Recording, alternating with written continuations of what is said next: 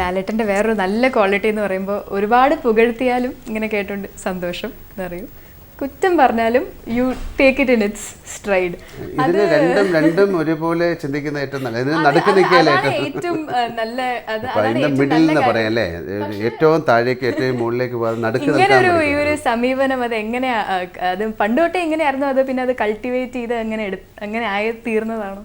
നമ്മളെപ്പോഴും അറിയാതെ സംഭവിക്കുക അല്ലേ, ഒരു റിഫൈൻ ചെയ്ത് എടുക്കുക എന്ന് പറയുന്നത് അറിഞ്ഞ് സംഭവിക്കും, അറിയാതെ സംഭവിക്കും. ഇതൊരു പക്ഷെ അറിയാതെ സംഭവിക്കുന്നതായിരിക്കും. എന്തിനാണ് ഇപ്പം നിങ്ങൾ എന്നെ ചീത്ത പറഞ്ഞെന്ന് പറഞ്ഞിട്ട് എനിക്ക് യാതൊരു കുഴപ്പമില്ല. എന്താണ് അതുകൊണ്ട് എനിക്ക് എൻ്റെ എഫക്റ്റ് ചെയ്തില്ല.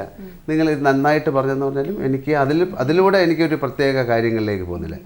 ഞാൻ എന്താണെന്ന് എനിക്ക് മാത്രമേ അറിയാവുള്ളൂ അല്ലേ, എനിക്ക് പോലും അറിഞ്ഞുകൂടാത്തൊരു കാര്യമാണ്, എനിക്കും അറിഞ്ഞുകൂടാ. അപ്പോൾ ഇപ്പോൾ നമുക്കെപ്പോഴും വേറൊരാൾ ചെയ്യുന്ന ഒരു കാര്യം നമ്മൾ കുറ്റം പറയുന്നത് അത് അയാൾക്ക് ഓക്കെയാണ്, നമുക്ക് അത് ഓക്കെ അല്ലാതെ ഉള്ളൂ. അപ്പോൾ അയാൾക്ക് ഓക്കെ ആണെങ്കിൽ എപ്പോഴും അങ്ങനെയാണ്. ഒരു സിനിമ കണ്ടിട്ട് ഭയങ്കര മോശം സിനിമ എന്ന് പറഞ്ഞു കഴിഞ്ഞാൽ ആ ചെയ്തിരിക്കുന്ന ആൾക്ക് അത് ഓക്കെ ആയിരിക്കാം.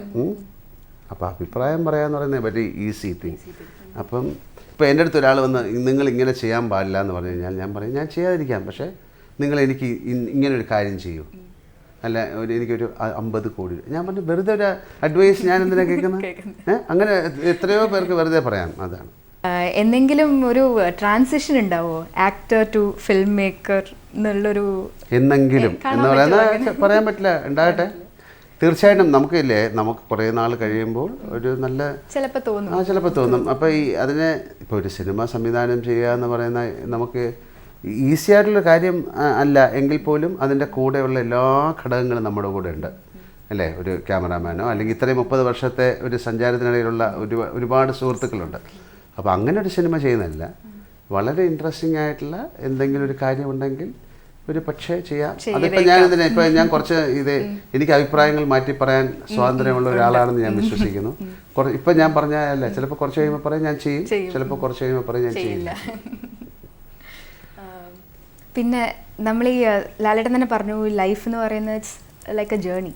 ലൈഫിലെ ഈ യാത്രയിൽ ലാലേട്ടൻ കണ്ട ഏറ്റവും സങ്കടകരമായിട്ടുള്ള കാര്യം എന്തായിരിക്കും? എന്തിനാണ് സങ്കടകരമായ കാര്യങ്ങൾ നമ്മൾ ഡിസ്കസ് ചെയ്യുന്നത്?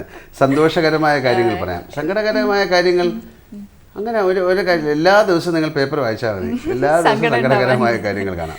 അപ്പോൾ ഏറ്റവും സന്തോഷം ഉണ്ടായിട്ടുള്ള കാര്യം എന്താണ്? യുവർ ഗ്രേറ്റസ്റ്റ് പേഴ്സണൽ ഹാപ്പിനെസ് എന്നൊക്കെ അങ്ങനെ പറയാൻ പറ്റില്ല, അങ്ങനെ എല്ലാം മാറി മാറി വരുന്നതല്ലേ. സന്തോഷം എന്ന് പറയുന്നത് സന്തോഷം എന്ന് പറയുന്നത് കണ്ടിന്യൂ ചെയ്യാനാണ് പഠിക്കേണ്ടത്.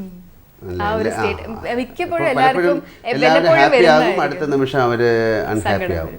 അപ്പോൾ സന്തോഷം എന്ന് പറയുന്ന കാര്യം എപ്പോഴും 24 മണിക്കൂറോ അല്ലെങ്കിൽ അങ്ങനെ ഒരു സമയം ഉണ്ടെങ്കിൽ എപ്പോഴും സന്തോഷകരമായി ഇരിക്കാനുള്ള ഒരു ഒരു ഒരു ഒരു കാര്യത്തിലേക്ക് എല്ലാവരും നീങ്ങട്ടെ.